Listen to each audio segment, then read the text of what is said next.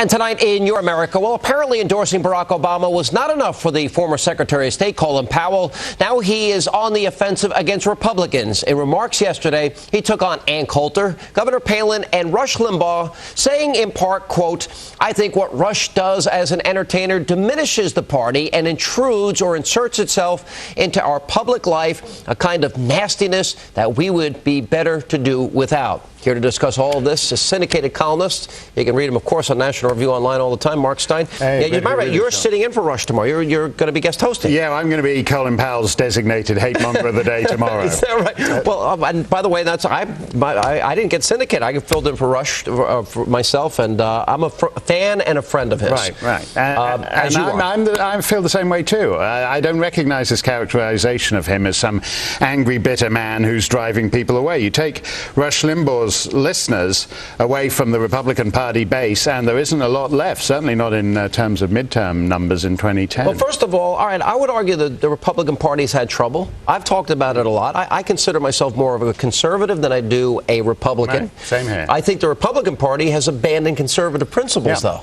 Yeah, I would agree. I mean, it's a two-party system, and it doesn't work if you try to make it a one-and-a-half-party system. And when Colin Powell says we need to move toward the center, that's not what successful politicians do. Successful politicians move the center toward them. That's what Ronald Reagan did. That's what Margaret Thatcher did. And I think people deserve a choice in 2010 and 2012. Yeah, well, I agree. Look, it seems to me that the media and the Arlen Specters and the Olympia Snows and the Susan Collinses of the world, they don't seem to understand what's happened with the base of their party. The base of their party doesn't think they've gotten too conservative. No.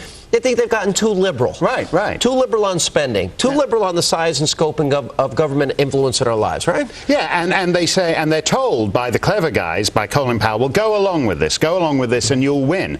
And there's no point just being in office. I mean, that's great for Colin Powell. You get to sit there, you've got the limo, you've got the driver. But if you're someone who voted for these people because you want them to advance conservative politics, then these guys are a waste of time. I mean, Karl Rove, I fell off my chair laughing when Karl said he would love to hear Colin Powell articulate his vision. What sense of a vision do you get from Colin Powell? He's been in public life for 20 years. What particular philosophical strain of conservatism or even soft, weedy, watery republicanism has he ever articulated? That's a great point. How do you go from supporting Ronald Reagan? How do you go from supporting George W. Bush to all the policies that are the antithesis of that? Yeah. And that's the Obama doctrine. That's the Obama economic plan, right? Yeah, I mean, if I'd paid this guy whatever sum this institute paid him to speak to them yesterday, I'd say, well, you told America that this was some kind of bipartisan, moderate centrist, this Obama guy, and that's why we should vote for him. Don't you feel suckered? I mean, Obama has done, in effect, what I was saying Reagan and Thatcher did. He's defined as the center, somewhere that to most people is actually on the far left. Yeah. Can you name one area where the Republicans now are more conservative than when Reagan was president? Because I can't. No. All right. No, we've done it, and we've done compassionate conservatism. John McCain reached across the aisle. We've done the Colin Powell thing. Hasn't worked. Bob Dole is a moderate Republican, right? Yeah, it's been that way. Going back to George Bush Sr. with the kinder, gentler thing. We've tried all that, and actually, what a big part of America wants now is some clear water between Party A and Party B. Ronald Reagan said in a speech to CPAC, this is his pale pastels, bold color speech, but he asked the rhetorical question, is it a third party we need or a revitalized Republican Party? And he said, no, we need a revitalized Republican Party that stands for something.